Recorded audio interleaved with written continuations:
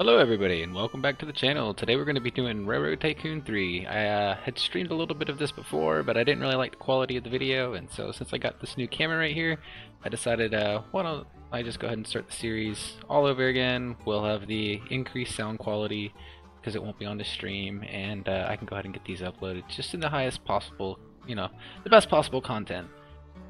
So if you guys aren't familiar with this game, Railroad Tycoon is a train simulator game, but it's more of an economic simulator, and it's one of my favorites. It's something that really adheres to the laws of supply and demand, and you really kind of have to pay attention to what you're doing and have a good understanding of businesses and economics in order to do well. So I've been playing this game, quite a while, and I've gotten decent at it, but I wanted to go ahead and just stream the series. That way, if you guys aren't familiar with the game or you might be interested in picking it up, you can learn a little bit about it, and otherwise it's just something that I enjoy, so I decided I was going to go ahead and do it. So this is the first mission in the campaign series. It's pretty easy, they give you a lot of money. It's just to kind of familiarize you with the game, and we're just going to go ahead and get started and just talk about some of the aspects of it as it comes up. So since this is a train simulator, obviously we're going to build some trains and some rails and get started with that. I decided to go with the big station in Boston just because this is going to be one of our main hubs, and I usually just do that if I have enough money. 2.5 million is a good amount. So we're going to shoot right over to New York. Just try to get this mission done as quick as possible. It's worth stopping in Worcester. Then we're going to cross over here to Hartford.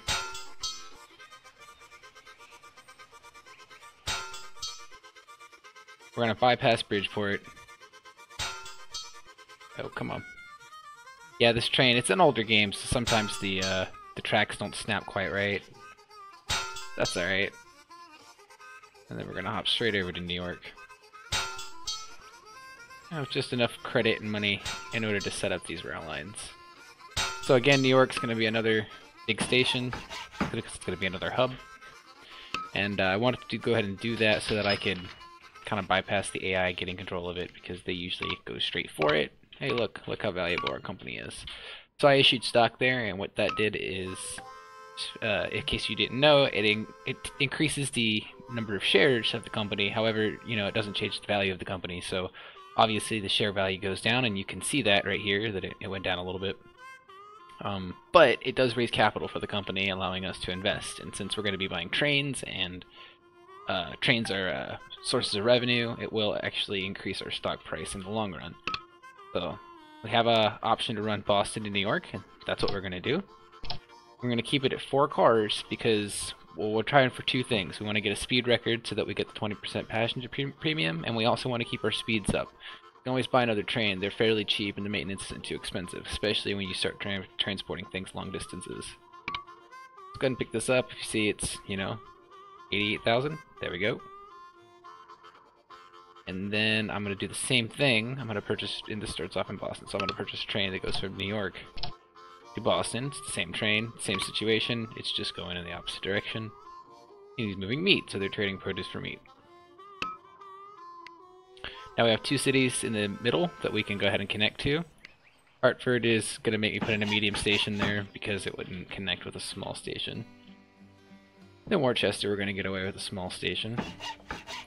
And then we're going to start working on, or we have to put in service towers and maintenance facilities. Now we can kind of get away with the maintenance facility right now, but it's something that I should probably go ahead and spend the money on. And since we haven't taken out any bonds, the only thing we're really worrying about is maintenance. Now we're just going to go ahead and hit play and fast forward it so that we can get our money. We want to use those profits in order to set up another rail line, or hey, actually, looks like somebody helped us out. Alright, so that 100,000 that somebody gave us to succeed, that's going to allow me to set up a rail line from Worcester to Boston, from Boston back to Worcester, and then to Hartford. And that's going to make sure that these 3 cities are serviced using Worcester as a hub in between. We're going to do the same thing over here in New York on this side of the rail line as well.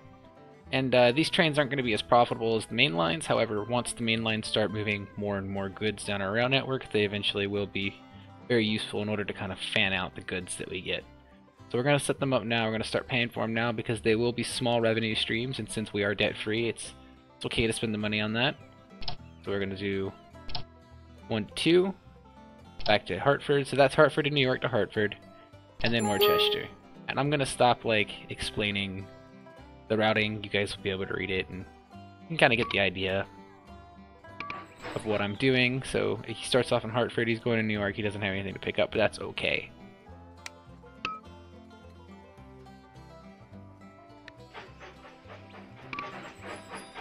It's alright, I'm not really too worried about the dividends right now. Dividends being money that's paid to your shareholders per stock, since all we're really trying to do is connect cities up, not play with the stock market, no kind of personal wealth, none of that's really important to us. So we're just going to go ahead and skip right past that. We are kind of, we're in the negative, credit rating's going down just a little bit. Can't issue stock yet, it hasn't been 12 months, but we will issue stock again. You can see now all 4 trains are a revenue source. That's good for us, because now it's going to eke us up, we're going to make a little bit of profits, so credit rating hasn't gone back up. I'm not going to borrow yet, just because I don't really have much of a reason to. We are making money, and if you can see down here, 60,000 in profits in our first year is pretty good, especially since we have established such a long rail line. I may consider expanding a little guy out here towards Boston, or I may just keep this in one good line and go down to Albany. I've done both, and it seems to work out about the same either way. It's really not that hard. You got to pop to Albany, then you have to make a 3 million trek through Syracuse, and then once you do, you're pretty much done. Once you get through this area, this little valley, the price differences is quite high, and you'll make it to Buffalo in no time. That is our objective, by the way. We have to make it to Buffalo, and the faster you get there, the better your score. Go ahead and pause that and explain that. Probably should have opened the briefing up, but most of you guys have probably already played this game before. So if you look, bronze medal, silver medal, gold medal, obviously, and then we have to get 1866, 1861, or 1856. Now we're going for 1856, which gives us another 15 years. Can't land connected track, obviously. Can't resign or be removed as chairman, so. Alright. Check over my trains. Now I probably should put a maintenance facility in this little trek. Oh, I don't have enough money yet. Can I issue stock? I can. That should be enough. And then I can actually issue stock one more time and use the post offices. Put them in New York and in Boston. And these will just increase our mail cargo. Mail being a high value cargo at this time. So they're pretty cheap. They don't cost very much per year. Totally worth it.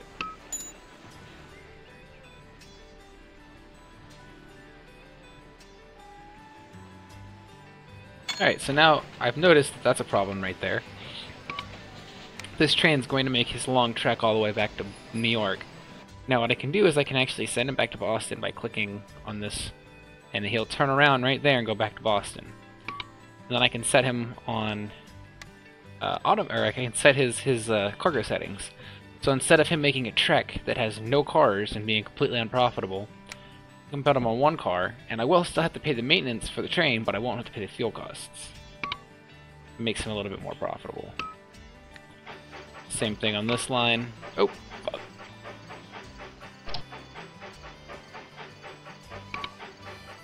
And what we're going to do is we're just going to put him on a minimum of one car.